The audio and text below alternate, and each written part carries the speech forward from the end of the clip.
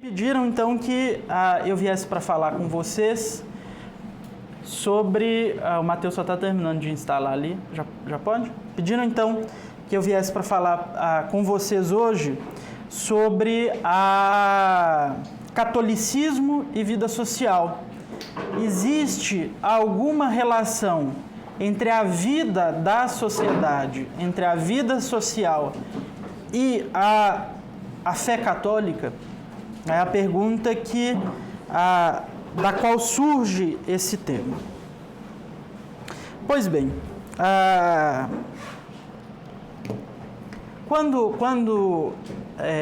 eu gosto muito de história, eu estudei direito, nunca fiz um estudo acadêmico sistematizado de história, mas desde criança sempre fui muito fascinado por história. Então, todas as minhas palestras geralmente começam com algum evento histórico e terminam com algum evento histórico. Quando o Império Romano caiu, a única estrutura política que havia no Ocidente, que vai se desenvolver depois, mas para a gente se localizar, a estrutura política que havia ali da Itália até a Inglaterra era o próprio Império Romano. Quando essa estrutura rui e cai, mais ou menos ali no século V, aqui eu fico com medo de falar as datas, porque, por exemplo, tem o Lucas aí com historiador e ele pode interromper minha palestra e me corrigir. Mas é mais ou menos ali no século V, no final do século V, cai o Império Romano, o imperador foge para Constantinopla, para a Turquia, e aí se começa a história do Império Romano do Oriente. Mas no Ocidente, esse território que hoje a gente conhece como Ocidente, não havia mais nenhuma estrutura política que desse forma à vida social. A autoridade é a forma da vida social. Sem autoridade, a vida social perde a sua forma. Então caiu a única estrutura política que havia, e a única estrutura que havia era, então, a Igreja. E a Igreja Católica, então, a partir do século V, vai empreendendo esse trabalho que não é o seu trabalho principal. Nosso Senhor não instituiu a Igreja para que ela criasse e fundasse civilizações, mas ela vai desenvolvendo como uma tarefa auxiliar à sua tarefa principal, que é a da salvação das almas. Ela vai desenvolvendo essas estruturas sociais, essa autoridade que vai de novo, então, ao longo da história, dando forma à vida social. Em cada país da Europa, esse processo histórico se deu de forma diferente. Inclusive, é deste processo histórico que nascem os países. Por exemplo, na França, houve uma guerra entre os bárbaros daquela região. Um dos reis dos bárbaros conseguiu vencer os outros reis e unificou, então, o povo que vivia naquele território. Isso é com o rei Clovis I, que é o fundador do Reino da França. Em Portugal, isso foi século VI, século VII, VIII. Então foi bem antigo o Reino da França. E Clovis já é o primeiro rei cristão da Europa. Ele foi batizado por São Remígio, justamente porque ele se casou com uma mulher cristã, que inclusive é santa, a Santa Clotilde da Borgonha. Ela fez um trabalho muito belíssima a história de Santa Clotilde. Essa semana eu tive que estudar para uma aula que eu dei numa iniciativa do Cristo Rei do Brasil. E é belíssimo o trabalho que ela vai fazendo, paulatino, sutil, com cuidado, um trabalho de mulher, que ela vai fazendo bem feito, com cuidado, com paciência, para a conversão do rei Clovis. Ele se converte porque, depois desse trabalho todo, numa batalha ele estava perdendo, era uma batalha decisiva para que ele unificasse a França. Ele então, no meio da batalha, se ajoelha e promete ao nosso Senhor Jesus Cristo que, se ele vencesse a batalha, ele se batizaria. E aí há uma reviravolta miraculosa e ele vence a batalha e é batizado por São Remígio, primeiro bispo de Paris, e aí é o primeiro rei cristão da história. Mas isso é o processo da unificação da França. Em Portugal foi diferente, foi um pouco diferente, mas também é um processo parecido. E assim os países foram nascendo a partir de um dos chefes dos bárbaros, um dos senhores feudais dos bárbaros, que vencesse os outros e conseguia impor o seu domínio. E aí foram nascendo Espanha, Portugal, a França, a Bélgica, a Inglaterra, foram nascendo nesse contexto. Era um chefe dos bárbaros, um chefe de uma família, que vencia o chefe das outras famílias, então unificava aquele território, sob um poder só. Pois bem, 2 países não viveram esse processo na Idade Média. 2 países foram até a Era Moderna sendo governados pelos chefes das famílias. Esses 2 países são a Alemanha e a Itália, que viveram seus processos de unificação já na segunda metade do século XIX. Esses 2 países só vão se unificar, só vão abandonar aquela estrutura política que nasceu com a queda do Império Romano e a ascensão dos chefes das famílias bárbaras na segunda metade do século XIX. Até então, Itália e Alemanha era toda retalhada, dividida em pequenas repúblicas, pequenos reinos, pequenos condados, que tinham autonomia e independência política, mas eram territórios muito pequenos. A chefia desses territórios era sempre confiada a famílias, porque quando caiu a estrutura social do Império Romano, a igreja continua existindo, mas a igreja não é uma estrutura política per si. A igreja não deve exercer a administração política direta da vida social.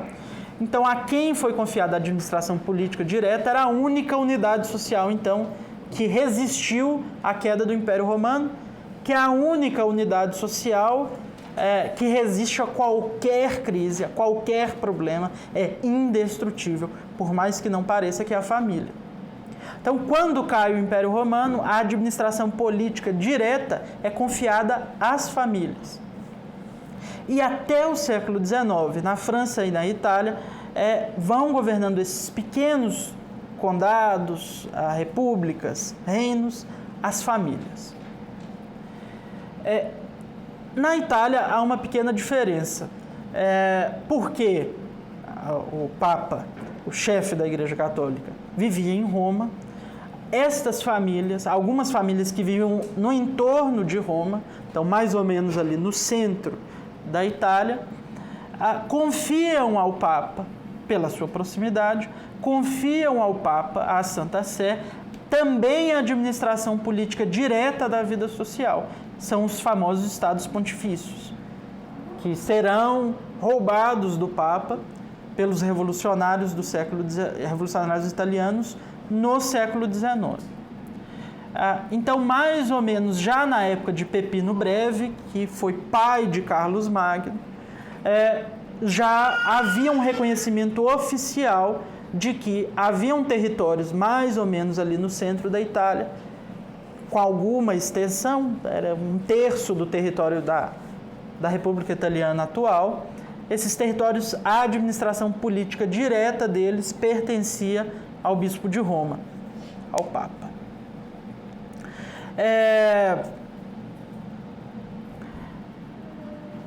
Essa questão das famílias, esses pequenos reinos que não conseguiam se sustentar, inclusive economicamente, sozinhos, porque eram territórios muito pequenos, isso foi fonte de crises militares que duraram séculos e séculos, tanto na Itália quanto na Alemanha.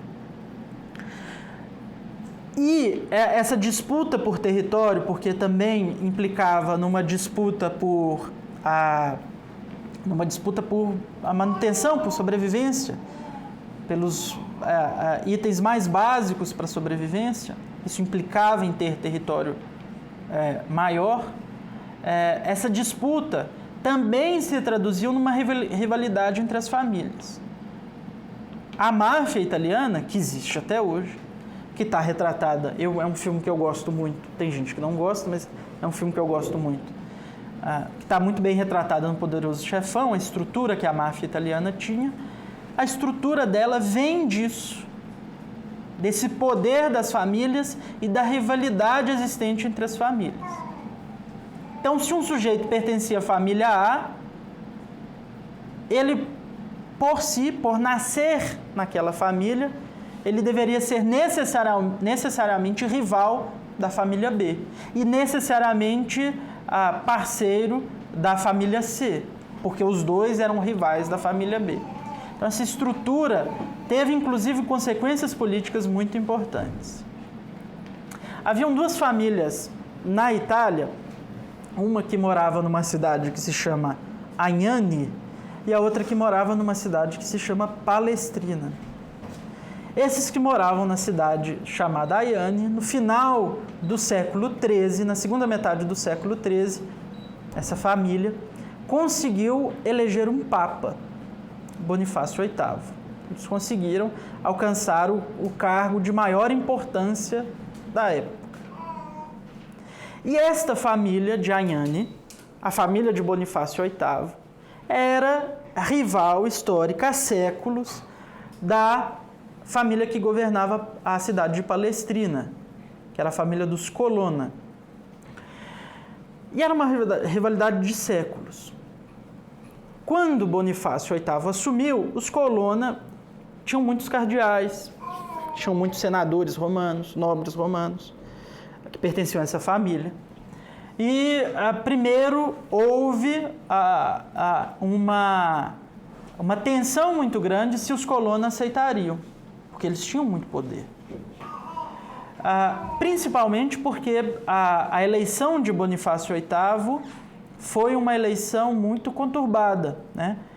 Bonifácio VIII sucedeu a Celestino V, que foi, antes de Bento XVI, o último papa que renunciou ao trono de São Pedro. Ele é eleito já contra a vontade. Celestino V não era cardeal, nem bispo,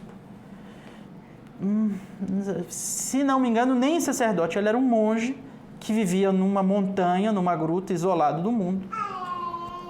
Quando o Papa morreu, os cardeais resolvem elegê-lo, porque os cardeais, o que a história nos diz, que os cardeais imaginavam que ele, sendo um monge, um homem separado do mundo, ele se submeteria ao jogo político deste grupo de cardeais que o conseguiu eleger. Ele, ingenuamente, ele faria o jogo desse grupo de cardeais. E aí vão lá, elegem ele, vão na gruta, falam: você foi eleito papa. Ele: mas eu não sou nada, como? Não quero, não vou sair daqui. Estou muito bem aqui na minha gruta, muito bem servido. Não tem necessidade nenhuma de ser papa. Mas insistem, até que ele aceita, sobe ao trono de São Pedro. O pontificado dele, ele é santo, um santo canonizado, mas o pontificado dele, de fato, foi um pontificado muito conturbado, muito tenso, justamente pela inabilidade política dele. Ele era santo, mas não era um político. E aí, então, ele vai e renuncia ao trono de São Pedro. Ele tenta uma vez renunciar. Os cardeais não aceitam, que é um negócio meio absurdo você não aceitar uma renúncia. Mas os cardeais não aceitam. Ele: beleza, continua então. Uma semana depois, ele convoca um consistório, que é a reunião dos cardeais, convoca um consistório dos cardeais em Roma, e entra na sala do consistório, paramentado com todos os paramentos do Papa. Então, na época ainda não havia a coroa, aquela coroa pontifícia, né? Aquela coroa de 3 coroas. Mas ele entra então paramentado, senta no trono do Papa, sob a cátedra de São Pedro, e ele não tinha anunciado qual seria o tema do consistório. E sentado, então, os cardeais muito curiosos para saber o que ele queria, por que ele estava vestido daquele jeito, impondo toda a sua autoridade, o que ele falaria da Cátedra de São Pedro, que todos esses sinais significam que ele daria um pronunciamento usando toda a força e o poder que a autoridade do Papa tem. Ele senta, então, na Cátedra de São Pedro, a primeira coisa que ele fala vou anunciar algo neste consistório, e todos aqueles que se expressarem de qualquer forma inconformes à minha decisão serão excomungados in nato, sem possibilidade de nenhum recurso. Aí todo mundo fica muito assustado, e então diz que agora ele havia renunciado. Os cardeais agora não tem mais jeito nenhum de não aceitarem a sua renúncia. E aí ele renuncia, vai de volta lá para sua montanha e morre santamente, foi canonizado. Quem o sucedeu, então, neste contexto, eles fazem um conclave e elegem, então, Bonifácio VIII. Quem era Bonifácio VIII? Pertencia a essa família tradicional, que tinha uma rivalidade histórica com a família dos Colonna, que também era uma família importantíssima. E é um homem de um gênio muito violento. De fato, era um homem muito beligerante, muito cioso do respeito à sua autoridade. Ele não aceitava que as pessoas desrespeitassem a autoridade que ele tinha. Ele assume o trono de São Pedro, neste contexto dificílimo, e começa então a governar. Apesar desse problema dele de gênio, não foi um homem santo, de vida exemplar, tanto que não foi canonizado, porque tinha este problema de gênio muito difícil, mas o pontificado dele foi, em muitos pontos, muito positivo para a igreja. Ele buscou uma certa moralização dentro da igreja, conseguiu, com o peso da sua autoridade, pacificar uma disputa interna na igreja que havia entre dois partidos, conseguiu também, nos estados pontifícios, pacificar disputas internas que haviam nos estados pontifícios.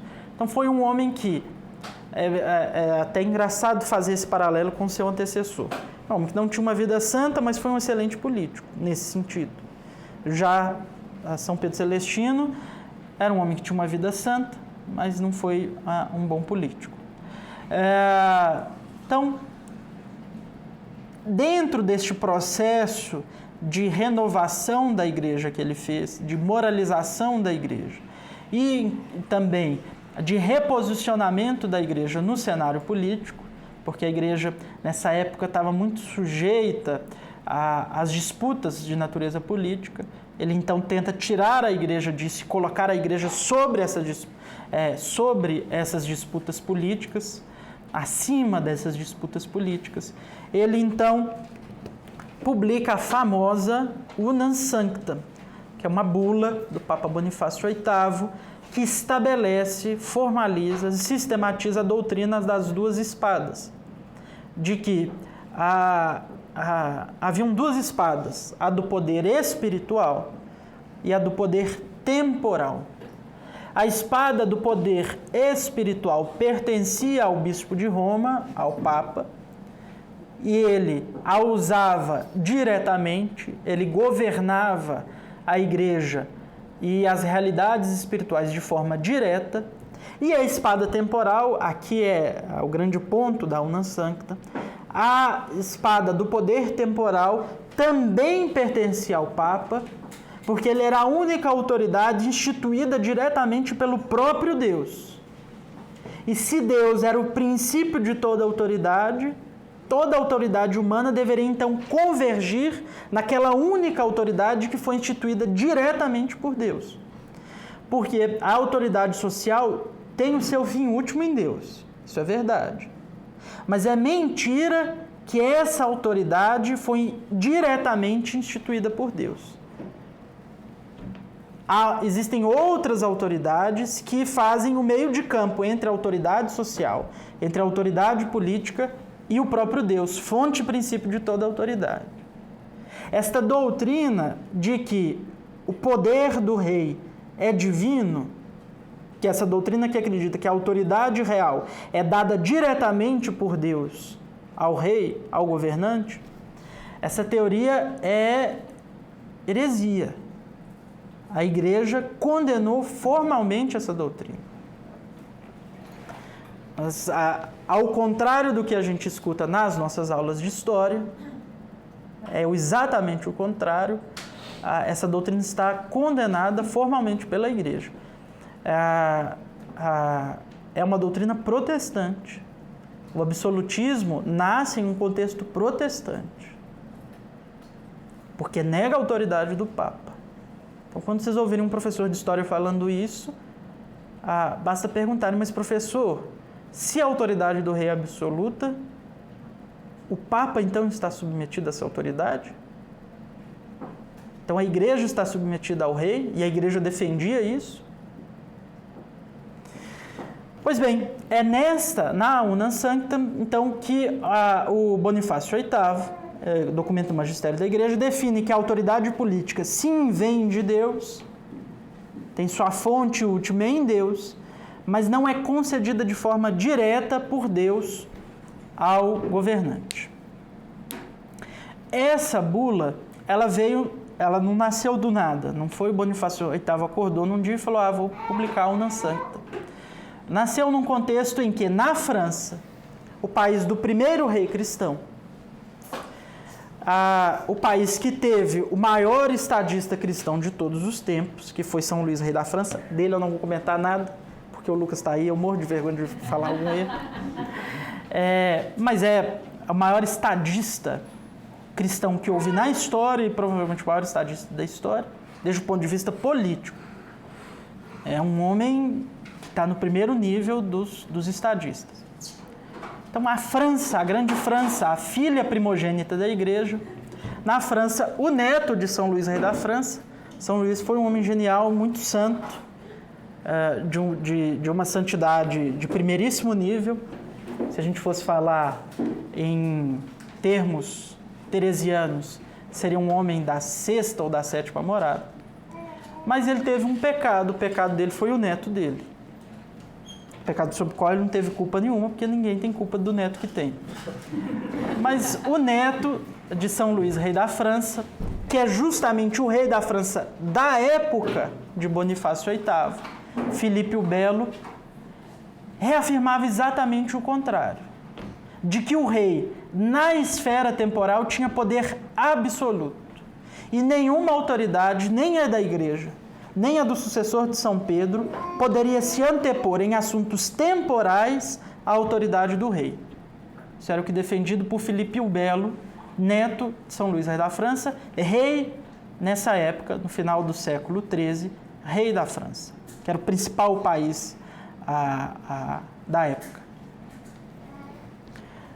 A Unam Sancta é publicada justamente para confrontar a Filipe o Belo, para reafirmar a autoridade do Papa contra as ideias absolutistas que já começavam com Filipe o Belo. Pois bem, aí instaurou-se então uma grande divisão entre o reino da França. É como se fosse hoje a República dos Estados Unidos, o presidente dos Estados Unidos, só que multiplicado por 10 o seu poder e a sua importância. Era a importância da França na época. Então, é uma divisão entre o rei da França, principal autoridade política do momento, contra o Papa Bonifácio VIII, a principal autoridade espiritual da época. Essas duas instituições, o reino da França e a igreja, começam a se confrontar. É muito pior do que jogar um míssil no Irã. Isso tem consequências históricas muito grandes, foi um período muito conturbado também por isso, e gerou um fato histórico que, passados quase 1000 anos, já 800 anos, é um fato que impressiona a todos aqueles que o conhecem. Filipe o Belo, então, começa a assediar o Papa. O Papa tenta responder e tanto o assédio quanto a resposta também são militares. O Papa também tinha exércitos que defendiam o território do Estado Pontifício. E num determinado momento, então, Filipe o Belo tenta invadir os territórios pontifícios. O Papa consegue resistir, mas os Colonna, que era uma família muito importante, que é uma família que tinha cargos na igreja e na estrutura política dos Estados Pontifícios, tinham cargos importantes nessas duas estruturas, traem o Papa. Traem o seu chefe político e o seu chefe religioso, pela rivalidade histórica que havia entre a família deles e a família de Bonifácio VIII. E eles permitem, então, que as tropas de Filipe o Belo, do reino francês, invadam os estados pontifícios. Bonifácio VIII, quando recebe a notícia de que seu território havia sido invadido, ele foge para o castelo da família dele, ele foge para Anhane. Ele estava em Roma, ele volta para Anhane porque ele acreditava que ali era mais fácil ser protegido. Os franceses, aliados com os Colonna, fazem um cerco ao castelo de Anhane, onde estava Bonifácio VIII, conseguem furar a defesa do castelo, invadem o castelo, matam todos os servos do Papa que estavam ali e entram na sala onde estava Bonifácio VIII. Bonifácio VIII, quando soube que a última defesa dele havia caído e que, portanto, ele estava sob domínio de Filipe o Belo, aliado com os Colonna, ele veste, então, as roupas, os paramentos pontifícios, segura numa mão a espada, símbolo do seu poder, na outra mão as duas chaves de São Pedro, símbolo do seu poder, e senta no trono e fica lá impassivo, esperando que o chefe dos Colonna com o chefe do exército de Filipe o Belo o prendesse. E eles entram na sala e veem essa cena, o Papa, com todo o paramento pontifício, usando todos os símbolos do seu mais excelso poder, sentado no trono, sem mexer um músculo. Nessa época, Bonifácio VIII já era um homem velho, já tinha 84, 83 anos. Isso ainda reforça ainda mais a sua autoridade. O chefe do exército de Filipe o Belo entra, então, com o chefe da família dos Colonna nessa sala e exigem a Bonifácio VIII, falando, olha, você está inteiramente dominado, seu exército está desbaratado, e exigem, então, de Bonifácio VIII que ele renuncie ao trono de São Pedro. Bonifácio VIII, então, diz que não renuncia, que ele não se sujeitaria a essa pressão. Que se quisessem, poderiam matar, mas que ele não renunciava. Durante a discussão, o chefe da família dos Colonna, então, dá um tapa no rosto de Bonifácio VIII. O tapa foi tão forte que o Bonifácio VIII, que também já era um velho, cai do trono, então sua coroa rola pelo chão. Esse episódio histórico, que é único, nunca mais o Papa foi esbofeteado por um chefe político, nem na época das piores perseguições romanas. Esse episódio histórico ficou conhecido como o Ultraje de Anhane e é reconhecido pela grande maioria dos historiadores como o início da Era Moderna, o fim da Idade Média. Este tapa que Bonifácio VIII recebe dos enviados de Filipe o Belo. É o sinal, o maior símbolo de que a partir daí a estrutura política, então representada pelo Reino da França, e a estrutura espiritual religiosa estavam definitivamente separadas, definitivamente em confronto. É desse episódio que sai, por exemplo, o Exílio de Avignon, infelizmente não dá tempo de falar, é desse episódio que nasce a idade moderna, o tempo em que nós vivemos. É daí, é um ponto de partida da história moderna, é o traje de Nhanhane. E, de fato, se a gente for fazer um revoar histórico a partir deste fato, é forçoso reconhecer um fato. O primeiro na verdade são dois fatos. O primeiro é que a estrutura social separada da igreja só apodreceu. A partir daí é que nascem as teorias políticas modernas que provocam a grande crise que nós vivemos hoje. Hoje ninguém nega que no mundo inteiro se vive uma grande crise, uma crise política. A estrutura política que nós fizemos é uma estrutura política ruim, viciada, destinada a crises. Que mais 50 anos acabou e vão tentar inventar outra coisa. Isso vem desse tapa que o Colonna deu em Bonifácio VIII, que Filipe o Belo deu em Bonifácio VIII. Porque sem a igreja, relembrando então a doutrina da Unam Sancta, sem a autoridade espiritual, a autoridade temporal não se sustenta. Porque a igreja é para a sociedade o que é a alma para o corpo. Quando a alma abandona o corpo, quando o corpo se separa da alma, o que acontece? Morre. E depois da morte, o que acontece com o cadáver? Apodrece.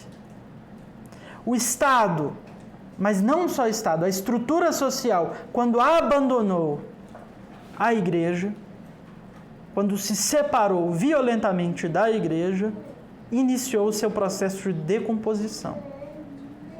Ninguém nega que hoje, vendo a nossa estrutura social, ninguém nega que isso é um cadáver. É um cadáver putrefato. Então, a primeira coisa que a gente tira, a primeira lição que a gente tira de um revoar histórico, a estrutura social foi apodrecendo. Mas há um outro princípio que também é muito importante, que a gente tira da história a partir do traje de Nhanhane. Depois disso, nunca mais a igreja venceu. Todas as batalhas para reconquistar a estrutura social que os católicos, que a igreja empreendeu, todas as batalhas foram perdidas. A Idade Moderna avançou como uma comitiva a 1000 km por hora. A igreja, desde o final do século XIII, perdeu todas as batalhas. E ela tentou, das mais variadas formas possíveis, vencer essa batalha, mas perdeu. O Concílio de Trento é uma grande tentativa de vencer essa batalha, de reconquistar o mundo que estava, então, se separando da igreja. Por mais que o Concílio de Trento tenha sido tudo o que foi, um dos maiores concílios da história da igreja, documentos belíssimos, sistematizou, reafirmou a doutrina, aqui não vai nenhuma crítica aos documentos do concílio, ao que foi o Concílio de Trento. Mas é preciso reconhecer que o que se esperava do Concílio de Trento não se alcançou. Em certos momentos, a heresia protestante, a heresia maçônica podem ter diminuído. Esse era o objetivo do Concílio de Trento. Mas em outros momentos ela voltou, foi só a aparência. Porque no momento seguinte, voltou com maior força ainda. Produziu o que a gente está vivendo hoje. Isso todas as tentativas. A última atacada, a atacada mais recente da igreja, desde o traje de Nhanhane, ela vem tentando das mais variadas formas possíveis. Aqui eu gastaria um curso de 1 ano inteiro para ver a história da igreja na Idade Moderna. Mas a última tentativa, já no fim da Idade Moderna, a última tentativa da igreja de vencer esta batalha é, e aqui eu sei que eu vou falar uma coisa que alguns, eu espero que não sejam muitos, alguns irão dissentir de mim, sintam-se livres, para dissentir, eu não tenho autoridade nenhuma. Sintam-se livres para dissentir, a gente pode inclusive conversar sobre, se vocês tiverem interesse, peçam os meninos do ISPA, a gente monta um curso sobre, e eu exponho a minha opinião sobre o tema. Mas a última tentativa da Igreja de vencer esta batalha foi o Concílio Vaticano II. O Vaticano II é a Igreja dizendo, olha, eu perdi tudo, eu tentei de todas as formas me defender e defender o meu povo destes erros. Pois bem, agora a minha última tentativa vai ser, nesta batalha, você vai ditar as regras. Eu assumo os termos da discussão. A Igreja, no Concílio Vaticano II, deu uma aposta de confiança na verdade. Ela disse a verdade, inclusive num ambiente que não lhe seja favorável, a verdade vencerá. Porque até então, o que a Igreja fazia? Tentar manter um ambiente favorável para a vitória da verdade. No Vaticano II, a Igreja disse, olha, eu assumo um ambiente desfavorável. Me dê os termos da discussão. Segundo os seus termos, usando os seus argumentos, eu depuro ele dos erros e a verdade vai vencer. A gente sabe que o erro ele nunca é absoluto, completo. Sempre existem meias verdades num erro. O erro, inclusive, ele é feito de meias verdades. Pois a Igreja disse, me dê seus argumentos, eu assumo seus pressupostos, eu assumo as suas premissas, e a partir dela, tirando as meias verdades, completando-as, eu venço essa batalha. É uma tentativa. Vai dar certo? Não sei. A história o dirá.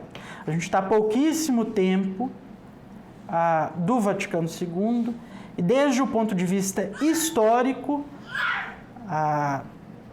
depois vocês podem perguntar para o Lucas, é difícil dizer quais são as consequências históricas de um evento como um concílio, que tem toda a sua peculiaridade. É difícil ver há 60, 70 anos deste evento. A gente precisa de pelo menos uns 200 anos para analisar se realmente deu certo ou deu errado. Mas é a tentativa, é o que a Igreja está tentando fazer. E qual que foi uma das grandes mudanças nesse sentido de posicionamento? Porque de doutrina, não, pelo menos é a minha posição, não houve mudança de doutrina, mas entendo então a palavra mudança como uma mudança de atitude, de posicionamento da Igreja perante o mundo moderno, a crise do mundo moderno. Uma das grandes armas que a Igreja então põe em suas mãos para lutar contra o mundo moderno é o apostolado dos leigos. A Igreja confia aos leigos o fronte desta batalha. No Concílio de Trento, houve uma tentativa que, na sua circunstância histórica, se justifica, é plenamente justificável, que não vai nenhuma crítica à opção que fizeram no Concílio de Trento, de colocar o clero, naquela circunstância tinha que ser assim mesmo, de colocar o clero, a estrutura hierárquica da Igreja, como fronte da batalha, e os leigos como auxiliares do clero nesta batalha. No Concílio Vaticano, muda-se essa posição. E agora é aos leigos que se dá a frente, o fronte desta batalha contra o mundo moderno, que é um mundo que nasce contra a Igreja. O documento que explicita isso, há na Lumen Gentium passagens belíssimas sobre o apostolado do leigo, há na Gaudium et Spes, mas o documento melhor explicita isso é Apostolicam Actuositatem, um decreto do Concílio Vaticano II sobre o apostolado dos leigos, de poucas páginas, sei lá, deve dar umas 10 páginas no máximo. Recomendo a todos que leiam Apostolicam Actuositatem do Concílio Vaticano II. No começo deste documento, diz o concílio, este apostolado torna-se tanto mais urgente quanto a autonomia de muitos setores da vida humana, como é justo, aumentou, por vezes com um certo afastamento da ordem ética e religiosa e com grave perigo para a vida cristã. Então a Igreja diz que há um aumento da autonomia dos setores da vida humana, inclusive da vida social, há um aumento desta autonomia, desta separação, e que esta separação implicou em um afastamento de ordem ética e religiosa e é um grave perigo para a vida cristã.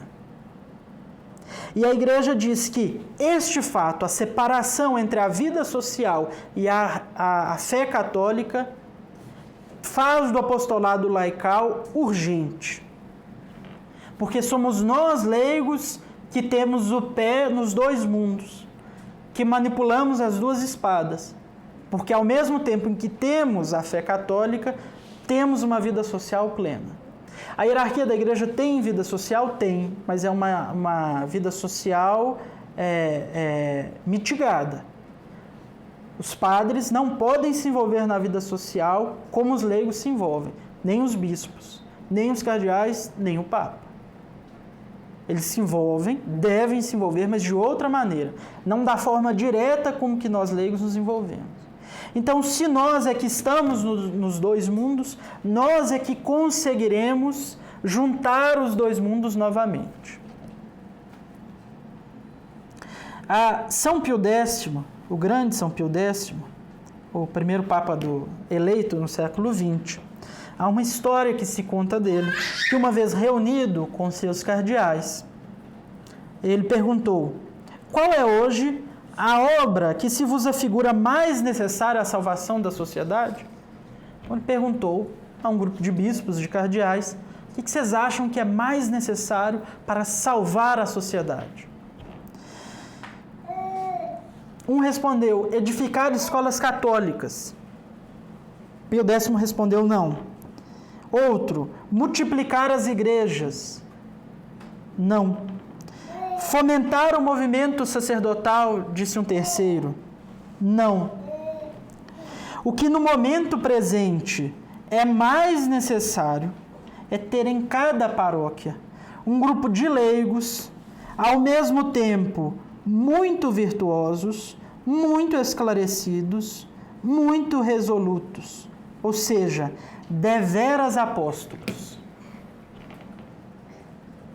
Vejam que Pio X, o Papa que condenou o modernismo, que viu essa heresia, esse joio crescendo na igreja e o condenou, não diz que para a salvação da sociedade é preciso, por exemplo, purificar o ensino nos seminários, expulsar os modernistas da igreja. Ele não disse isso. Ele disse que são leigos, apóstolos. É disso que o mundo precisa. A gente cobra muito dos padres. Eu falo a gente me incluindo grandemente nesse grupo. Cobro muito. Às vezes tem coisas... Tá gravando, mas... Tem coisas, principalmente na realidade em que a gente vive, que nos incomodam muito. Mas vejam que Pio X não diz que é melhorar a liturgia que salvaria o mundo. E ele é o Papa da liturgia. É o Papa da comunhão frequente. Mas ele diz, isso é bom, é importante, é fundamental, mas não é a salvação do mundo no nosso contexto. Isso não quer dizer que o padre possa fazer da liturgia o que for. E na época de Pio X existia. É mentira que os abusos litúrgicos começam só depois do Vaticano II. É quem desconhece a história. Basta ler os documentos de Pio X. Aqui ele já reclama dos abusos. Basta ler os relatos das missas da época, das coisas piores, coisa que inclusive hoje não acontece. Tem relato histórico de padre dormindo, deitado em cima do altar. Isso não foi depois do concílio. Então aconteciam uns abusos litúrgicos também, mas Pio X não disse que resolver isso era a salvação da sociedade, por mais que seja importante. Vejam, Pio X não disse nem que moralizar o clero seria a salvação da sociedade. Nem isso. E na época dele já havia profundos problemas morais dentro do clero. Haviam padres que publicamente viviam com suas esposas. Tinham filhos, era público. Mas ele não disse que resolver esse problema seria a salvação da sociedade. Ele disse leigos que sejam apóstolos. Se o mundo está do jeito que está, não é culpa, essa é a análise de Pio X, é isso que a gente tira dessa história. Se o mundo está do jeito que está, não é culpa do clero, que é preciso reconhecer que é uma grande porcentagem do clero que se perdeu. Mas não é culpa disso, é culpa nossa. Porque não existem leigos que sejam verdadeiros apóstolos. Se existissem, a sociedade estaria salva. Daí a gente tira a profundeza da nossa missão. Porque é a nós que a igreja encomenda a missão de reconquista da sociedade. É aos leigos. Pio XII dizia: os fiéis, e mais propriamente os leigos, encontram-se na linha mais avançada da vida da igreja. Para eles, a igreja é o princípio vital da sociedade humana. Então, aquilo que havia sido negado por Filipe o Belo, cabe a nós reafirmarmos, é o que diz Pio XII, um grande papa. É a nós, não é mais a Bonifácio VIII. Não é mais ao Papa que cabe afirmar que a igreja é o princípio vital, é a alma da sociedade. Mas é a nós, os leigos, que cabe afirmar e aplicar este princípio. O mundo é a nossa praça de guerra. São as realidades seculares, as realidades temporais, é nelas que nós conquistaremos o mundo. Sobre isso, diz São João Paulo II. Vocês veem que estou falando de Papa de primeiríssimo nível. Comparado com esse período da Idade Média, de fato, o século XX foi um século fora da curva, da qualidade dos papas. São João Paulo II, naquela que é a carta magna do apostolado laical, que todo leigo é obrigado a ler. Eu imagino, eu não tenho certeza, mas eu presumo que quando chegar no juízo particular, Deus vai nos perguntar se leu a Christi Fidelis Light. Se não leu, aí, sinceramente, um leigo que não leia a Christi Fidelis Light está cometendo um erro terrível. Porque ali está consolidada toda a doutrina do que a igreja entende por nossa vocação. E a nossa vocação é a nossa garantia de salvação. Sem cumprir a nossa vocação, no caso de nós leigos, sem cumprir a vocação laical, dificilmente seremos salvos. São João Paulo II dizia, nomeadamente, a participação dos fiéis leigos na vida da igreja tem uma sua modalidade de atuação e de função, que, segundo o concílio, lhes é própria e peculiar. Então, é só nossa. É uma função, uma modalidade de atuação e função que é só nossa. Tal modalidade é indicada na expressão índole secular. Então, a nossa vocação, a nossa missão é estar no mundo, é entrar diretamente nesse campo de batalha que é o mundo, em que batalham duas forças, as forças da cidade dos homens e as forças da cidade de Deus. Pois bem, nós já temos os dois exércitos, o exército representado por Filipe o Belo, o exército representado por Bonifácio VIII, as forças dos homens e as forças de Deus. Nós já temos o campo de batalha onde esta batalha se dará. Agora falta identificar quem serão os soldados. Os soldados somos nós, porque nós temos a índole secular. Os soldados desta guerra são os leigos. Os padres, a igreja, a estrutura hierárquica da igreja é o nosso back-office. É aquilo que vai nos ajudar, nos dar a estrutura, a base. Mas a responsabilidade para a atuação, para a batalha, para de fato empunhar as armas e dar esta batalha, a responsabilidade é nossa. Nós somos os soldados. Então, a gente já sabe que é com a gente. Um soldado sem arma vale muito pouco. Pode ir lá só para gritar ou tocar clarineta. Quais são as armas, então, que nós devemos empunhar nessa batalha decisiva? A primeira arma para lutar esta batalha é uma profunda vida interior. Sem uma vida interior profunda, necessariamente os soldados se perderão. A vida interior é a nossa armadura, é a couraça que garante que nós não pereceremos nesta batalha, nem trairemos o nosso exército e passaremos para o outro lado. Porque é um risco grande, no meio desta batalha, desertar e passar para o outro lado. Porque a esta batalha também ninguém fica neutro. Ou você está de um lado ou você está de outro. Então, uma profunda vida interior, uma vida íntima com Deus cotidiana. Há um livro espetacular que eu estou lendo agora e estou apaixonado com esse livro. Estou me arrependendo porque não li antes. Perdi anos da minha vida porque não li este livro, que é A Alma de Todo Apostolado. Há uma edição antiga não, deve ter uns 20 anos, eu não cheguei a olhar não, mas não é muito antiga não. Mas é uma edição ruim.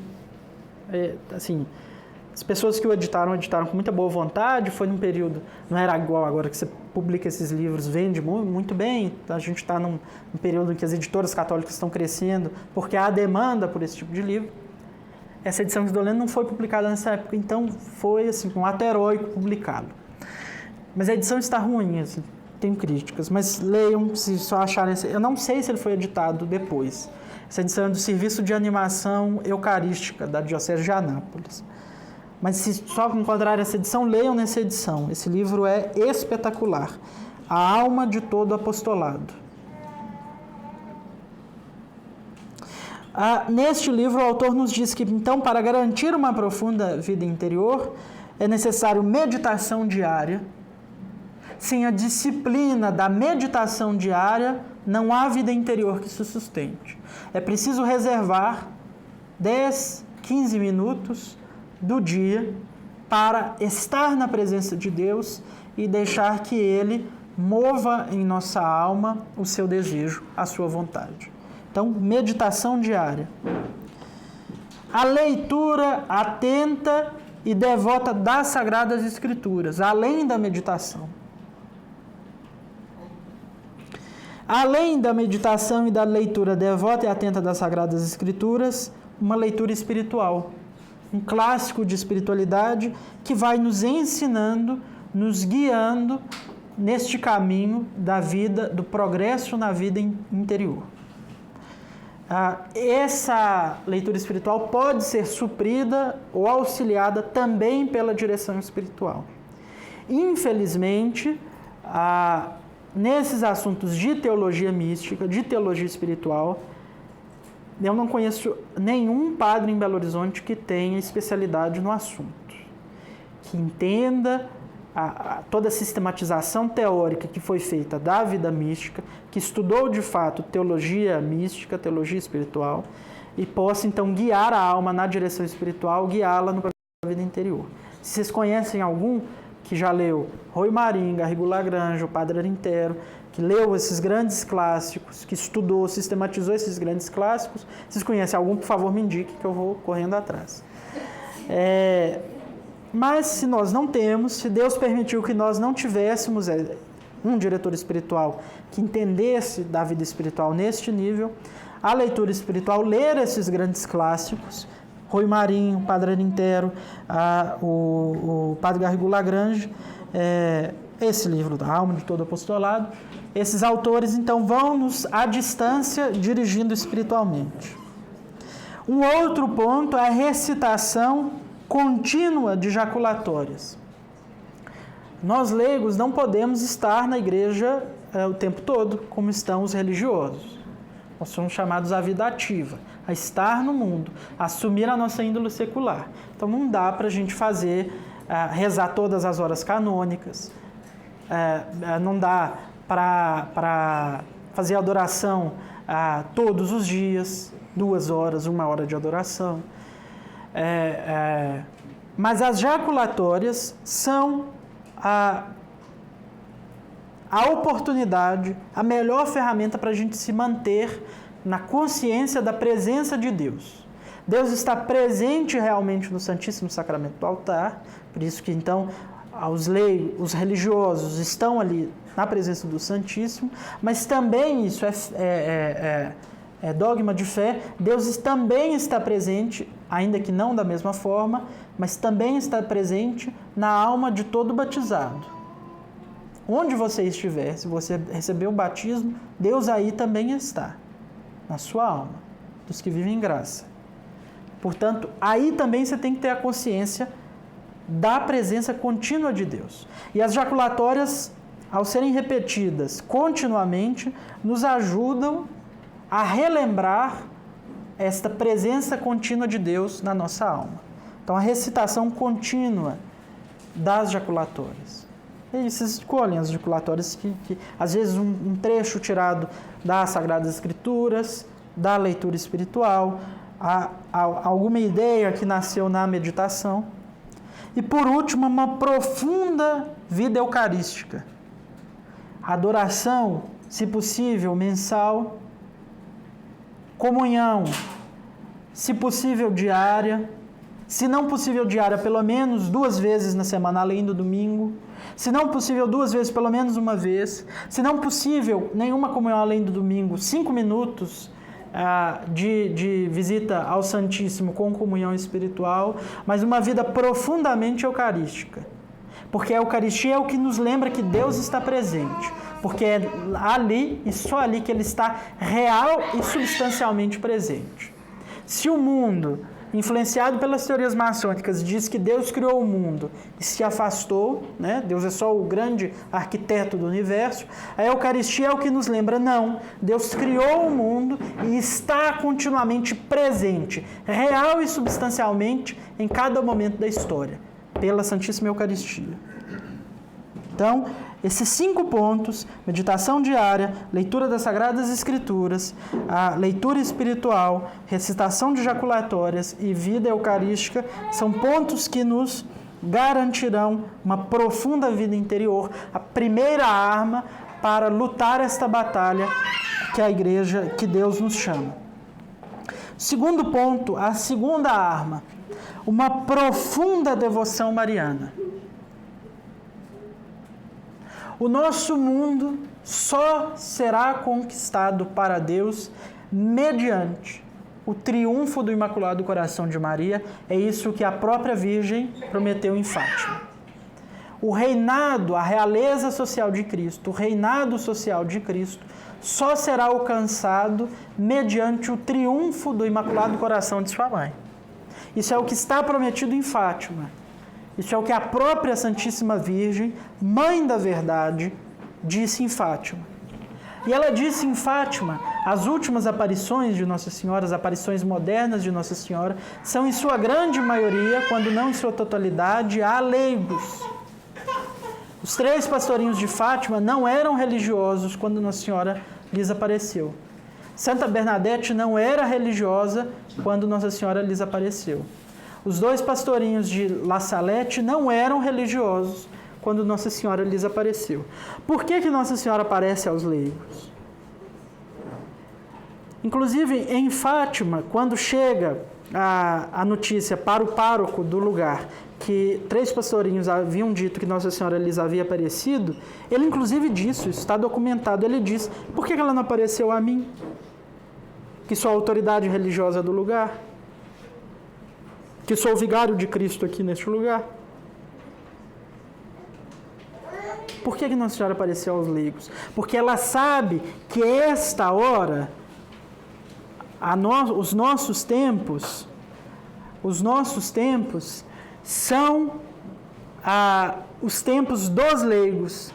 Esta é a hora dos leigos. Quem assumirá esta batalha agora são os leigos.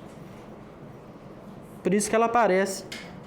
Parece que é por isso que ela aparece só aos leigos. Além disso, é porque Maria é a mãe de Deus. Deus quando resolveu se encarnar, quis vir a nós por Maria. E agora que Deus precisa reinar, também virá por Maria. Porque Deus deu a Maria uma dignidade real. Concedeu a Maria participar na sua realeza.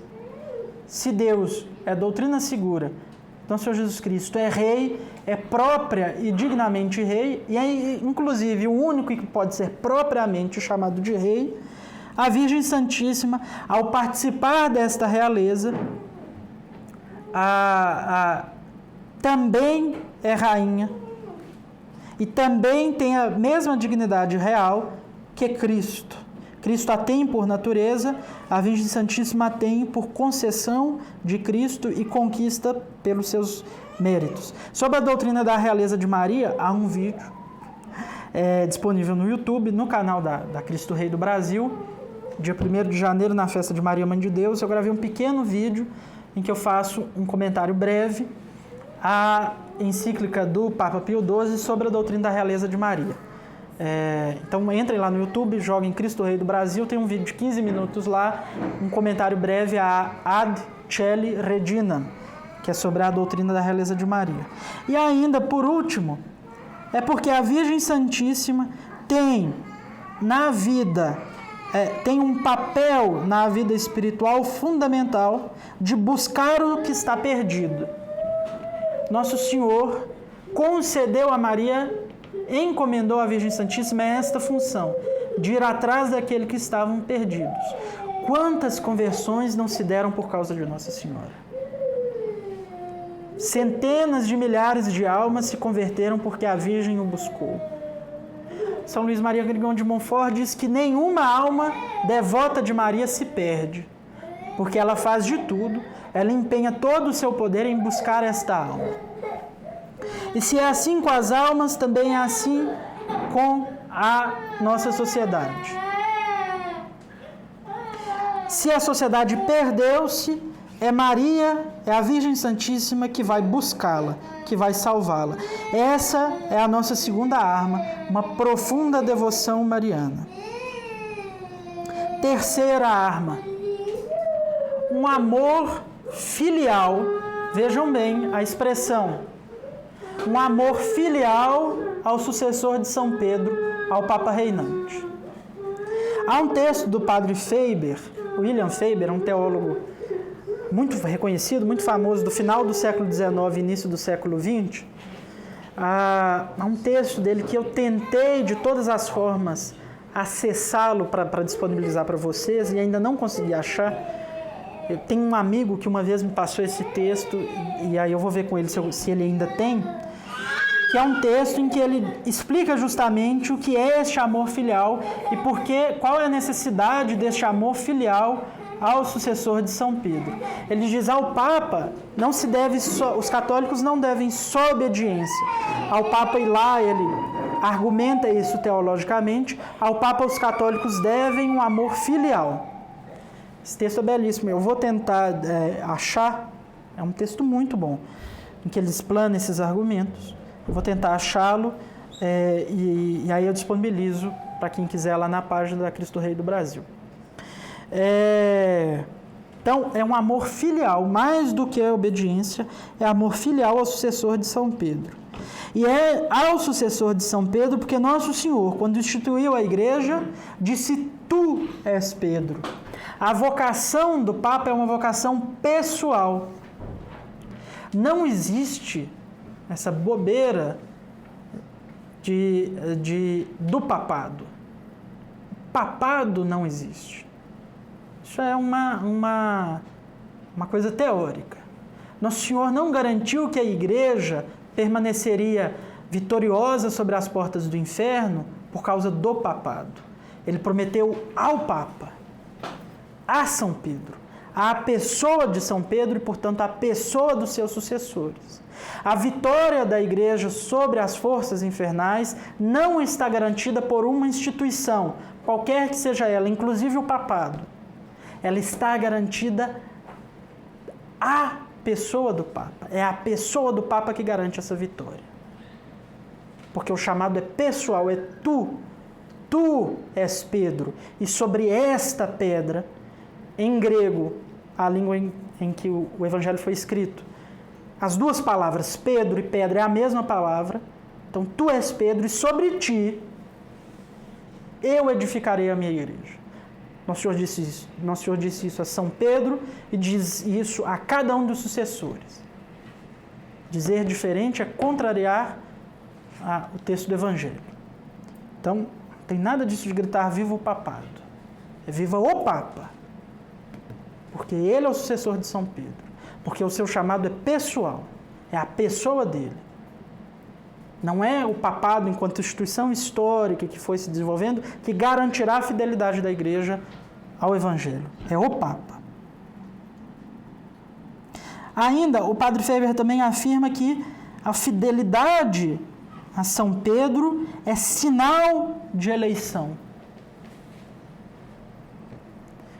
Há uma coisa belíssima que o padre Faber diz, que, olha, a batalha entre o demônio e Deus não é feita diretamente entre o demônio e Deus, porque o demônio, obviamente, sendo o ser de luz que é, sendo o ser sumamente inteligente que é, Lúcifer sabe que entre ele e Deus não há chance nenhuma. Também não é, diz o padre Faber, entre o demônio e a Virgem Santíssima, porque ele sabe que Deus colocou a Virgem Santíssima num lugar superior ao que Lúcifer, antes da queda, ocupava. Então ele diz que então, o demônio sabe que também contra a Virgem Santíssima não há possibilidade nenhuma. O padre Faber diz que então a batalha do demônio contra Deus é feita do demônio contra o Papa, contra o sucessor de São Pedro. É a fidelidade ao Papa que garante que nós não estamos do outro lado. Este amor filial ao Papa que garante com que a gente esteja nesta guerra do lado da cidade de Deus. E isso a história comprova. Quantos grupos, inclusive laicais, ordens religiosas, que nasceram com intuitos e princípios belíssimos, mas caíram no erro e no pecado porque rejeitaram a autoridade do sucessor de São Pedro. Qual que é a diferença entre o início, as primeiras ideias, por exemplo, dos cátaros e dos franciscanos? Qual a diferença entre o fundador dos cátaros e o fundador de São Francisco de Assis? Todos os dois tinham o mesmo objetivo: viver o evangelho na sua radicalidade, viver a pobreza evangélica na sua radicalidade. São Francisco de Assis e os primeiros cátaros. E por que São Francisco de Assis se salvou e é um dos maiores santos da história? E por que os cátaros se perderam nas loucuras em que se perderam? Porque São Francisco submeteu a sua missão ao sucessor de São Pedro. Foi a Roma e apresentou ao Papa da época, que podia ser qualquer Papa, pecador ou não, mas submeteu ao Papa a decisão sobre a ideia de vida que ele tinha. Os cátaros fizeram o contrário, rejeitaram a autoridade do Papa e se perderam no erro e no pecado. Isso, há grupos, inclusive, modernos do século XX, que eu não vou citar aqui publicamente para não gerar muita polêmica, aí é briga demais. Mas há, inclusive, grupos do século XX que nasceram com excelentes propósitos, de uma eficácia tremenda, mas que, ao começarem a rejeitar a autoridade do sucessor de São Pedro, se perderam e caíram na idolatria. Há exemplos históricos contemporâneos disso. Então, a terceira arma, um amor filial ao sucessor de São Pedro. A quarta arma, uma vida de estudo. Uma vida de estudo. E dentro desta vida de estudo, por causa da nossa índole secular, é sumamente importante, é essencial e fundamental que nós estudemos o desenvolvimento histórico e os princípios da doutrina social da Igreja.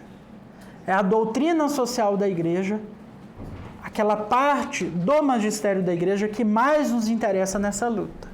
Porque é ela que garante os princípios que nós devemos observar na estruturação da vida social. Se o nosso trabalho é reestruturar a vida social, é a doutrina social da Igreja que nos dá os princípios desta ação. Por isso que é fundamental que os leigos sejam escolados em doutrina social da Igreja. Precisa conhecer. Conhecer teologia mística, conhecer a teologia dogmática, conhecer a teologia pastoral, conhecer liturgia, tudo isso é importante, muito importante. É benéfico que os leigos tenham esses estudos? Mas não é o essencial. Liturgia, mística, pastoral, dogmática, não dizem respeito diretamente à nossa missão, à nossa vocação. A doutrina social da Igreja diz diretamente respeito à nossa vocação.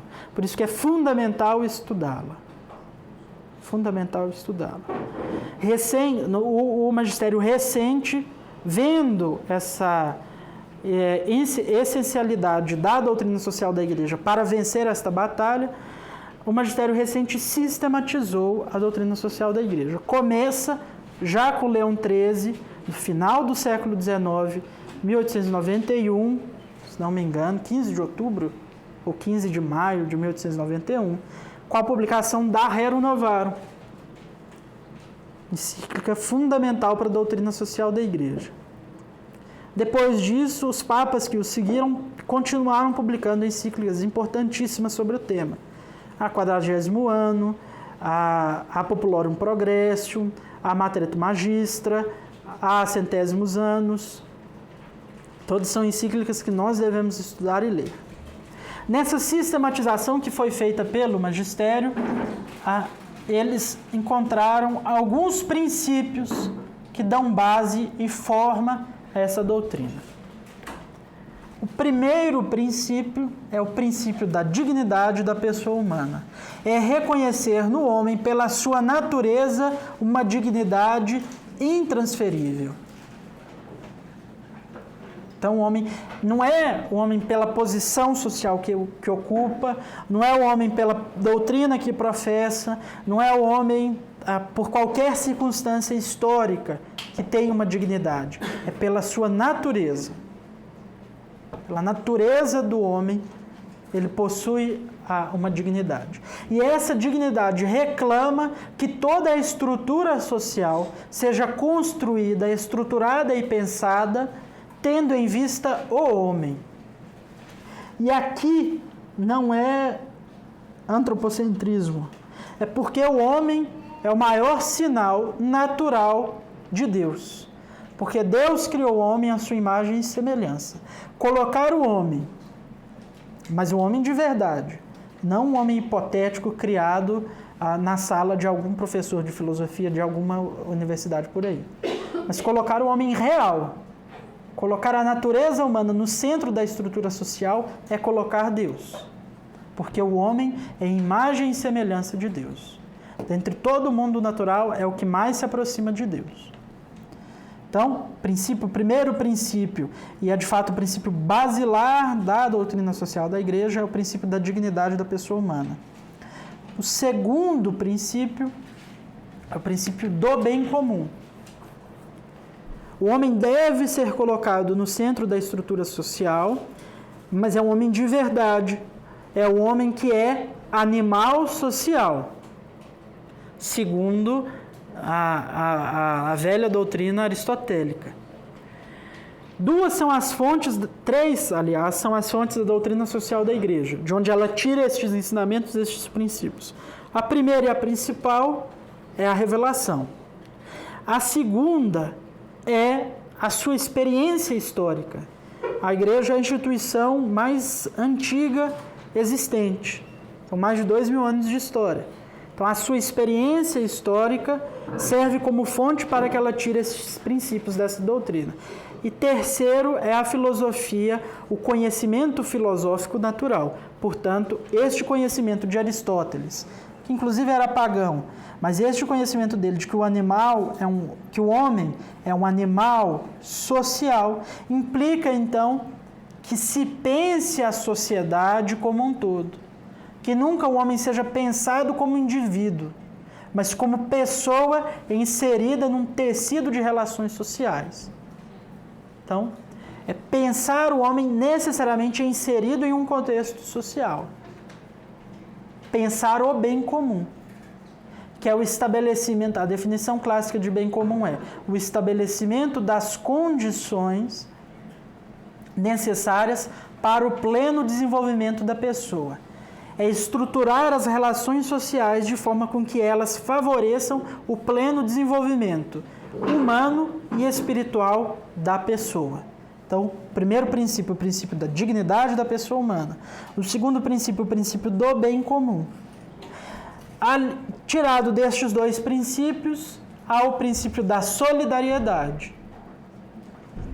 É da obrigação que as estruturas sociais e as pessoas inseridas nessas estruturas têm para com seu semelhante.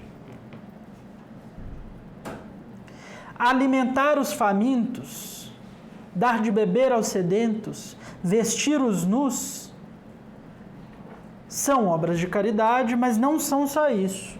São cumprimento de um dever de justiça. Isso está em São Tomás. Garantir o básico mínimo para uma pessoa, para garantir o mínimo da sua dignidade, reconhecendo o princípio da dignidade da pessoa humana, que é dar comida a quem está faminto, vestir quem está nu, dar água a quem está sedento. Este é o mínimo que um ser humano, que a dignidade humana reclama, que a pessoa tenha comida, casa e roupa. Garantir isso não é só caridade, portanto, uma obra opcional. Garantir isso também é um dever de justiça. Quem não o garante está atentando contra a justiça. São João Crisóstomo dizia que a sobra da mesa dos ricos é um roubo da mesa dos famintos. Se na minha mesa sobra comida e na mesa do meu irmão falta comida, eu sou um ladrão. Porque esta comida que sobrou não me pertence. Pertence ao meu irmão que está passando fome pela sua dignidade humana. É isso que diz um dos padres da igreja, São João Crisóstomo. Um homem que não cumpre este dever, um dever de solidariedade, é um ladrão. É isso que diz São João Crisóstomo. Se vocês discordarem, achar muito pesado, discute com ele. Morre, vai para o céu, aí chegar lá, vocês resolvem com ele. Eu espero estar no céu também para assistir camarote esse debate. O quarto princípio, que é retirado destes princípios anteriores, é o princípio da subsidiariedade. É aquele que diz que tanto as estruturas quanto as pessoas deve ser dado a essas estruturas e pessoas a oportunidade de se sustentarem por si só. Então, se a pessoa consegue garantir o seu mínimo básico, teto, roupa e comida, a gente não deve, de uma forma assistencialista, levar a ela aquilo que ela consegue fazer, dar a ela aquilo que ela consegue fazer. Ela, então, com a sua própria força, que garanta a sua dignidade, aquilo que reclama a sua dignidade. É o princípio da subsidiariedade.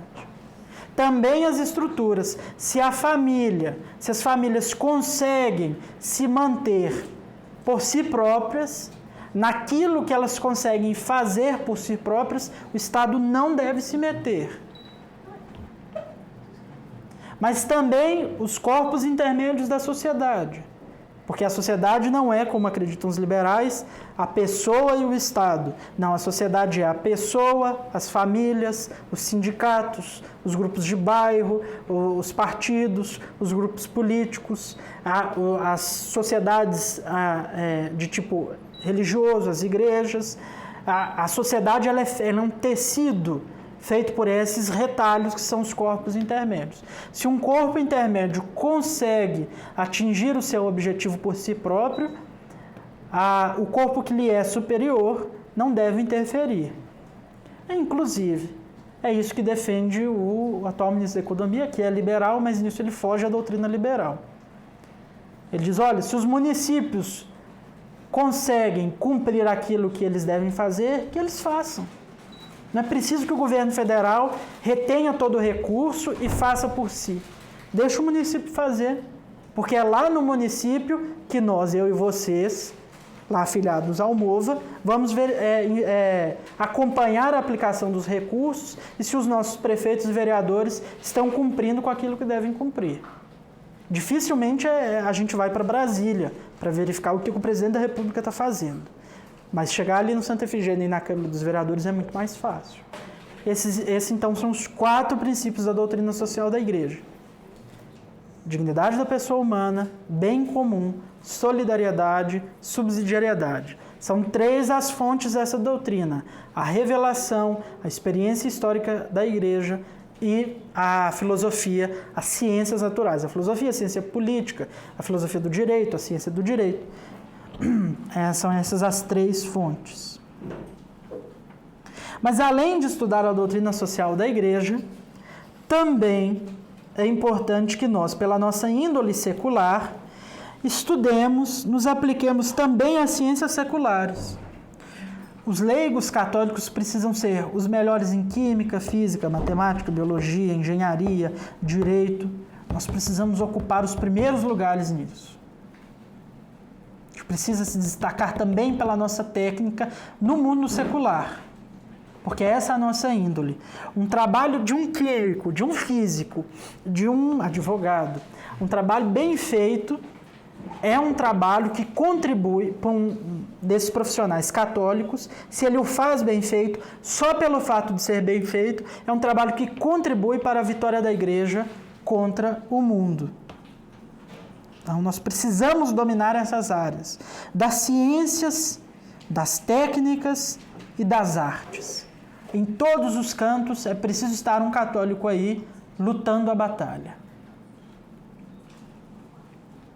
Porque, lembrando o velho brocardo latino, a sabedoria não será vencida pela malícia. Se há algo que vence a malícia, é a sabedoria. Portanto, nós precisamos ser sábios. Esta é a 4ª arma, o estudo. A 5ª arma, o apostolado individual. Nós, no nosso contexto, nos nossos mais variados contextos, trabalho, estudo, vizinhança, e na padaria, nós aí precisamos lutar esta guerra exercendo o apostolado individual. Primeiro, sendo cordial, educado, generoso, servindo as pessoas e testemunhando pelas obras e pelas palavras a nossa fé em Jesus Cristo. Não só pelas obras, porque também muita gente acredita que a gente deve viver uma espécie de cristianismo anônimo. Não só pelas obras, mas pelas obras e pelas palavras, testemunhar a nossa fé em Jesus Cristo. Porque os exemplos arrastam. São os exemplos que arrastam. As palavras convencem, mas os exemplos arrastam. Então, uma vida íntegra, coerente com a fé, é uma das armas que a gente tem para conquistar o mundo para Cristo. Mas além deste apostolado individual, há um outro apostolado que também é necessário para lutar essa batalha, que é o apostolado em grupo. Primeiro, pela nossa própria natureza. Nós somos animais sociais. Tudo o que nós fazemos em sociedades. Então, por isso que é importante o apostolado em grupo. O ISPA é um ambiente para isso.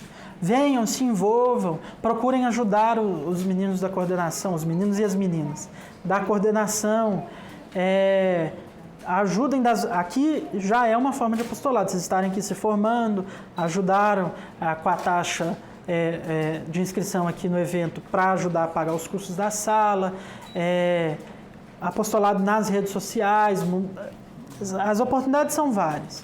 Grupos tem aos montes em Belo Horizonte, principalmente grupos locais, e graças a Deus tem crescido cada vez mais.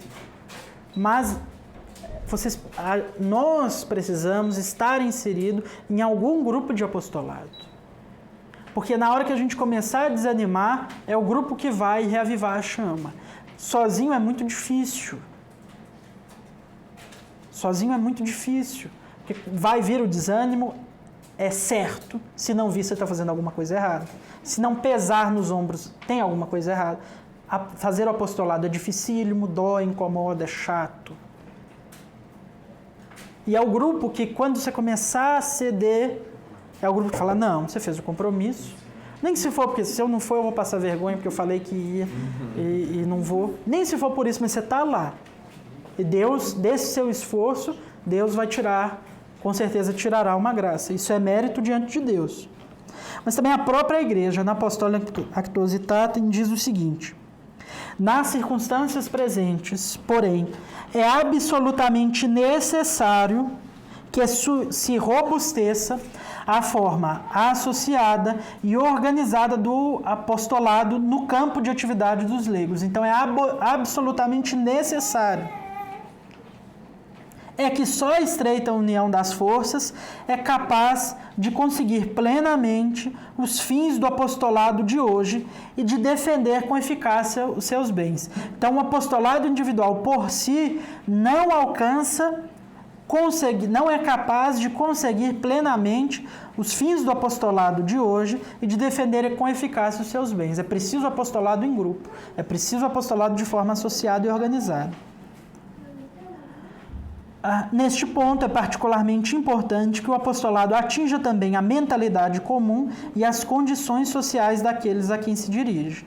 Do outro modo, não poderão, muitas vezes, resistir à pressão da opinião pública ou das instituições. Então, é o apostolado em grupo que nos garante essa resistência. Essas são, então, as 6 armas para a gente lutar neste apostolado. Muitas outras existem. São as 6 que eu quis trazer para vocês hoje. Pois bem, eu vou pedir aos meninos do ISPA a mais alguns minutos. Eles vão me conceder, porque são muito generosos. 3 minutos. 3 por 3. É igual 70 vezes 7. Vou contar 9 minutos. Tá, vamos ver. Nos 9 a gente conversa. No 9. Para já encaminhar, terminar essa palestra, todo mundo aqui já ouviu falar de São João Bosco. É aqui que tinha uma imagem do São João Bosco? Não, né? Acho que é o CDB. Tem o centro do Dom Bosco, É na Capela do Pio XII. Tem também, tem uma imagem, na praça, na frente, tem uma imagem dele, belíssima. Mas eu tive a impressão que aqui tinha uma imagem dele. São João Bosco, eu vou tirar essa tampa aqui. Eu não consegui entender essa. É o sumo da inteligência, você não consegue entender a tampa de uma garrafa. Pois bem, São João Bosco foi um santo de primeiríssimo nível, viveu no século XIX, nesse período conturbado todo. Um santo de vida prática, impressionante, fez a obra dos Salesianos, que é a maior, provavelmente, digo com certa segurança, é a maior obra educativa da história da igreja, que os salesianos fizeram. É um homem de profunda vida ativa, muito pobre, mas conseguiu ter uma obra monumental, sem dinheiro nenhum, viveu uma pobreza extrema. Dinheiro para ele era uma coisa muito difícil. Se vocês ficam reclamando de não ter dinheiro para sustentar a sede, imagina São João Bosco, para sustentar 200, 300, 400 crianças, em tudo. Do pão ao sabão, como se diz. E ele conseguiu, um homem pobre, filho de camponesa, a mãe analfabeta. Igual a mãe dele, igual a mãe do Lula, que nasceu analfabeta. Como todas as mães nascem analfabetas, né? Todo mundo nasce analfabeto. Mas o Lula se gabava disso, que a mãe dele nasceu analfabeta. Ele achava isso um diferencial. Mas a mãe de São João Bosco, que inclusive está em processo de beatificação, nasceu e morreu analfabeta. Mas além de ser um homem de profunda vida ativa, um administrador muito eficaz, também era um profundo e grande místico. Aos 9 anos ele teve a sua primeira visão, e as visões ele as chamava de sonhos. Aos 9 anos ele teve, é uma visão belíssima, é a visão na qual Deus diretamente lhe dá a ele a sua vocação de trabalhar na educação católica. E a partir daí ele vai tendo sonhos, visões durante toda a sua vida. E aí ele contava essas visões e havia um secretário dele, o padre Lemoine, que é um salesiano, que anotou essas visões, fez uma biografia de São João Bosco. Essa biografia do padre Lemoine tem 10 volumes. Como é que o homem fazia tanta coisa? Se não me engano, ela nunca foi publicada para uso comum, porque dificilmente alguém que não é dos salesianos vai ler uma vida de uma pessoa em 10 volumes. Mas dela há um resumo que o próprio padre Lemoine fez para uso comum, para ser publicado para a gente ter acesso. Até hoje, essa edição de 10 volumes, a mais completa, é uma edição privada dos salesianos. Acho que nem todos eles leem, imagino hoje nenhum vai ler. Mas aí ele publicou em 2 volumes e há uma publicação recente. Eu ainda não tenho essa edição, espero ter brevemente, mas há uma publicação recente da vida de São João Bosco do padre Lemoine. E aí ele anotou, então ele anotava todas essas visões. Há uma delas interessantíssima. Disse então que São João Bosco reuniu os jovens, depois do jantar, os jovens que viviam no orfanato que ele administrava, e disse: vocês querem que eu lhes conte um sonho? E, obviamente, todo mundo queria saber qual visão ele tinha tido. E aí ele começa, então, a descrever a sua visão. Diz ele: imagine-se no meio de uma enseada, ou melhor, sobre uma rocha isolada, da qual não se divisa nenhum ponto de terra firme, exceto sob seus pés. Você está numa rocha, no meio do mar, e para todo lado que você vê é só mar. Na extensão desse vasto mar, você divisa uma frota incontável de navios de guerra dispostos para a batalha.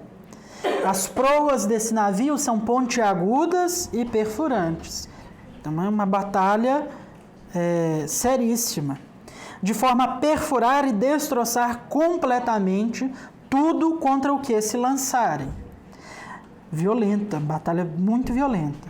Os navios são armados com canhões, muitos rifles, materiais incendiários e outras armas de fogo de vários tipos, e avançam contra um navio bem maior e mais alto do que o deles. Eles tentam atingi-lo com suas proas ou queimá-lo, causar-lhe mal de todas as maneiras possíveis. Então há centenas de navios violentíssimos atentando contra um navio maior do que todos esses. Escoltando o majestoso navio plenamente equipado, há um sem número de barcos menores que recebem comandos daquele por sinais, reposicionando-se para defenderem-se dos ataques da frota inimiga. Bem no meio dessa imensa extensão marítima, 2 poderosas colunas elevam-se, altas, a pequena distância uma da outra. Então, além dos navios, há no meio do mar 2 altíssimas colunas. No topo de uma encontra-se a estátua da Imaculada Virgem Maria, de cujos pés pende uma enorme placa com a inscrição Auxilium Christianorum, auxílio dos cristãos.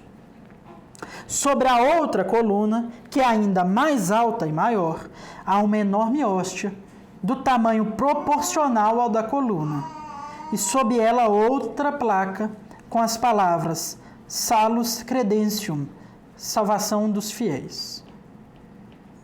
O comandante supremo do grande navio é o sumo pontífice, observando a fúria dos inimigos e malfeitores, dentre os quais os fiéis se encontram. Então, são os barcos menores que estão na guerra e o navio maior está afastado porque é protegido pelos barcos menores. Ele convoca os capitães dos pequenos barcos e ordena um concílio para juntos decidirem o que fazer. Todos os capitães vêm a bordo e se reúnem em torno do Papa. Eles iniciam uma conferência, Mas nesse meio tempo, o vento e as ondas rompem numa grande tempestade, e eles têm de retornar às suas próprias embarcações para salvá-las. Então, houve um concílio do Papa com os capitães dos barcos menores. Os capitães seriam os bispos. O Papa é chefe da Igreja Universal, o barco maior. Os bispos são chefes das igrejas particulares, os barcos menores. Há um concílio. Durante este concílio, há uma grande tempestade, a batalha fica pior, e então é forçoso interromper este concílio no meio e enviar os bispos de volta, os capitães de volta para os barcos menores. Em 1870, Pio IX convocou um concílio no Vaticano, o Concílio Vaticano I, só que pela Guerra da Unificação da Itália, vocês lembram que eu falei da unificação da Itália lá no começo? Quando tentam roubar do Papa os estados pontifícios, e finalmente o conseguem, em 1870, o Concílio Vaticano I é preciso ser interrompido brutalmente, dramaticamente. Este sonho de São João Bosco é de 1862, 8 anos, portanto, antes da convocação e do cancelamento abrupto do Vaticano I. Então veja uma profecia, ele profetizou que haveria um concílio e que esse concílio teria que ser, por razões de segurança, teria que ser interrompido abruptamente. Peraí. Que alguém resolveu boicotar aqui e tirou. Pronto.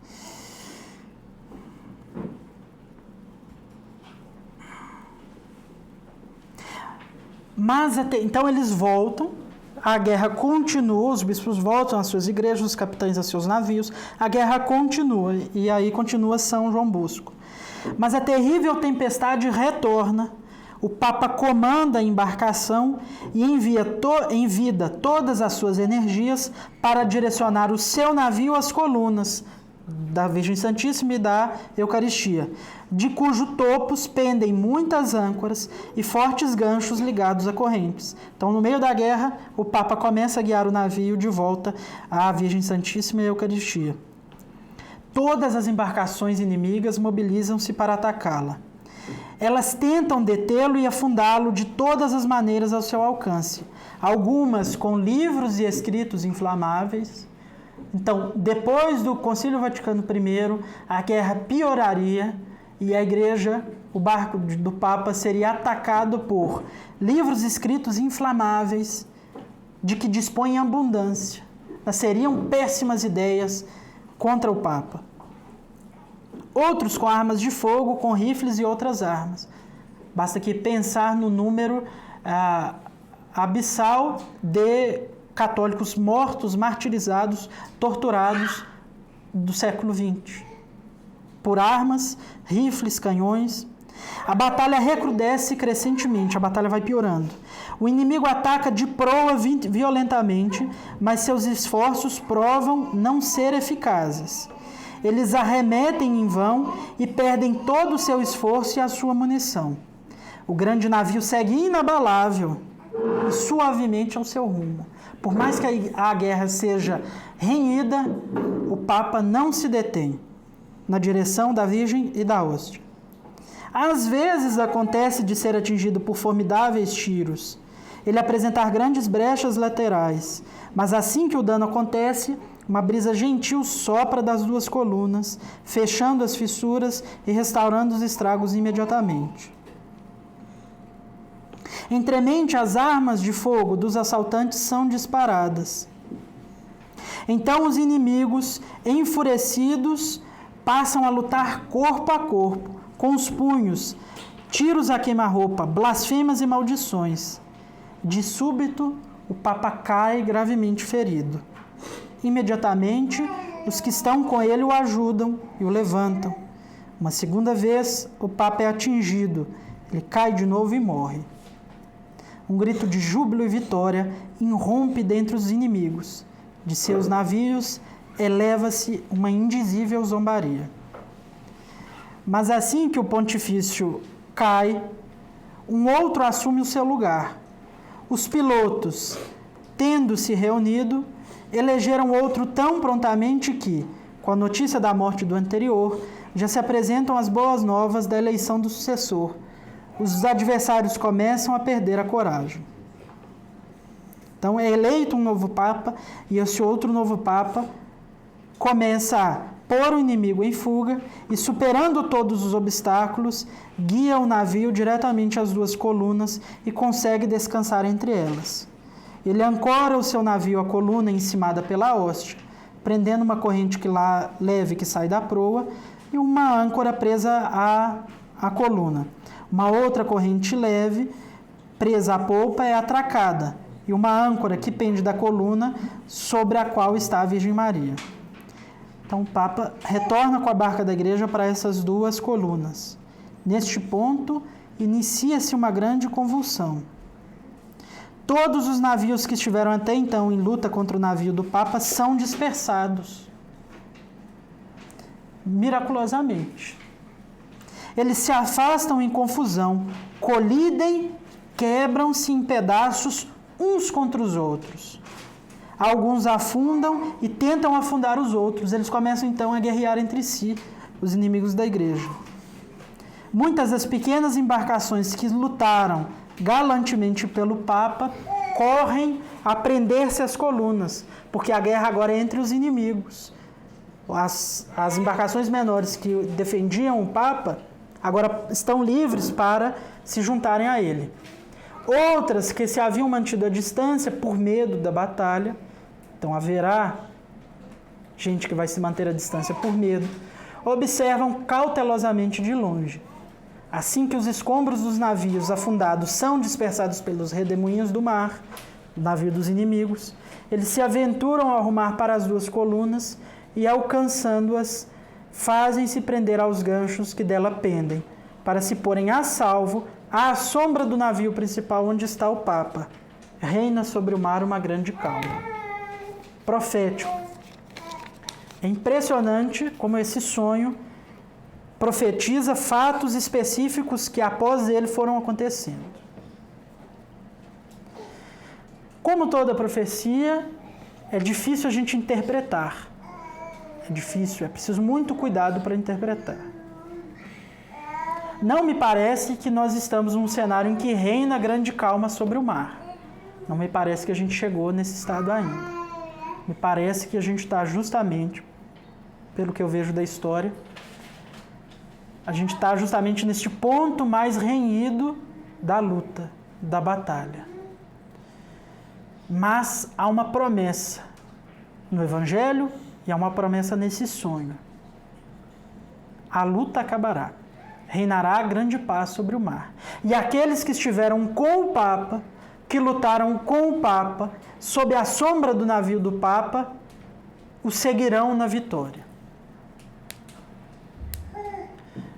Uma lição que a gente pode tirar desse sonho é querer estar galantemente, esse adjetivo diz muito, é querer estar galantemente, nobremente, sob a sombra do navio do sucessor de São Pedro. Seja ele quem for.